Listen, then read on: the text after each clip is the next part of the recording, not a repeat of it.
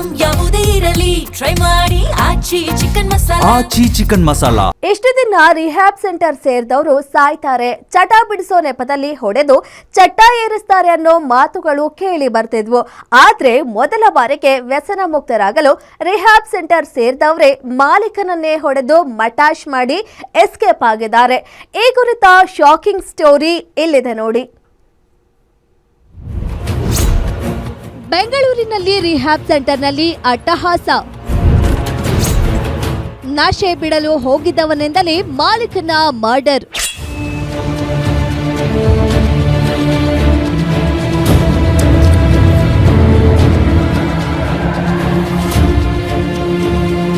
ಸಾಮಾನ್ಯವಾಗಿ ಮದ್ಯ ವ್ಯಸನ ಬಿಡಿಸೋದಕ್ಕೆ ರಿಹ್ಯಾಬ್ ಸೇರಿಸಿದ್ರೆ ವ್ಯಸನ ಬಿಡ್ತಾನೋ ಇಲ್ವೋ, ಪ್ರಾಣವಂತೂ ಬಿಡ್ತಾನೆ ಅನ್ನೋದು ಕಾಮನ್ ಟಾಕ್.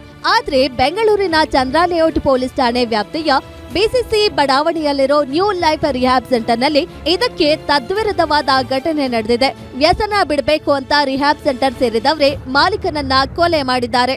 ಲೈಫ್ ಅಂತ ಹೇಳಿ ಒಂದು ರಿಹ್ಯಾಬ್ ಸೆಂಟರ್ ಇರುತ್ತೆ. ಈ ರಿಹ್ಯಾಬ್ ಸೆಂಟರ್ ಕಳೆದ ಸುಮಾರು 20 ವರ್ಷದಿಂದ ಇಲ್ಲಿ ಕೆಲಸ ನಿರ್ವಹಿಸ್ತಾ ಇರುತ್ತೆ. ಅದನ್ನ ನೋಡ್ಕೊಳ್ಳುವಂತ ಒಬ್ಬ ವ್ಯಕ್ತಿ ಇವತ್ತು ಸುಮಾರು 62 ವರ್ಷದ ಶಿವಲಿಂಗ ಅನ್ನೋ ವ್ಯಕ್ತಿ ಒಬ್ಬರು ಇಲ್ಲಿ ಮ್ಯಾನೇಜ್ ಮಾಡ್ತಾ ಇರ್ತಾರೆ.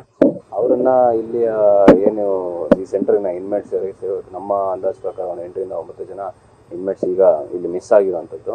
ಮಧ್ಯಾಹ್ನ ಸರಿಸುಮಾರು 1 ರಿಂದ 1:30 ಸಮಯದ ಮಧ್ಯದಲ್ಲಿ ಅವ್ರಿಗೆ ಸ್ವಲ್ಪ ಹಲ್ಲೆ ಮಾಡಿ ಅವರಲ್ಲೇ ಸ್ಥಳದ ದರ್ಶನ.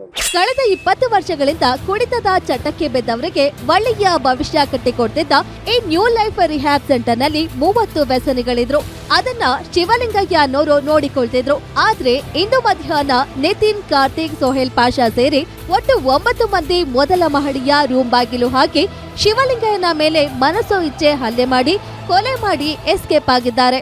ಮಧ್ಯಾಹ್ನ ಸರಿಸುಮಾರು 1 ರಿಂದ 1:30 ಸಮಯದ ಮಧ್ಯದಲ್ಲಿ ಅವ್ರಿಗೆ ಸ್ವಲ್ಪ ಹಲ್ಲೆ ಮಾಡಿ ಅವರಲ್ಲೇ ಸ್ಥಳದ ದರ್ಶನ ಇದ್ದಾರೆ. ಮತ್ತೊಬ್ಬ ವ್ಯಕ್ತಿಗೆ ಕೂಡ ಅಸಾಲ್ಟ್ ಮಾಡಿದ್ದಾರೆ. ಅವರು ಕೂಡ ಇಂಜೂರ್ಡ್ ಆಗಿ ಆಸ್ಪತ್ರೆಯಲ್ಲಿ ಟ್ರೀಟ್ಮೆಂಟ್ ತಗೊಳ್ತಾ ಇದ್ದಾರೆ.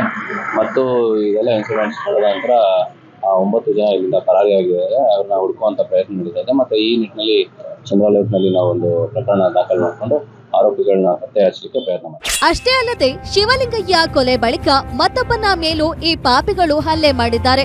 ಹಾಗೆ ಕೊಲೆ ಮಾಡಿ ಮಾಲೀಕನ ಕಾರು ಹಾಗೂ ಬೈಕ್ ತಗೊಂಡು ಎಸ್ಕೇಪ್ ಆಗಿದ್ದಾರೆ. ವಿಚಾರ ತಿಳಿದು ಸ್ಥಳಕ್ಕೆ ಭೇಟಿ ನೀಡಿದ್ದ ಚಂದ್ರ ಲೇಔಟ್ ಪೊಲೀಸರು ಮತ್ತು ಡಿಸಿಪಿ ಯತೀಶ್ ಸ್ಥಳ ಪರಿಶೀಲನೆ ನಡೆಸಿದ್ದಾರೆ. ಆದ್ರೆ ಆರೋಪಿಗಳು ಇಂಥ ಕೃತ್ಯ ಎಸಗಲು ಕಾರಣ ಏನು ಅನ್ನೋದು ಇನ್ನೂ ನಿಗೂಢವಾಗಿದೆ.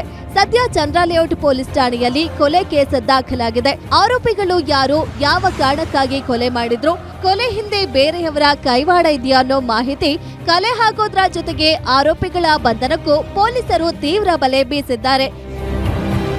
S K Manjunath, crime bureau.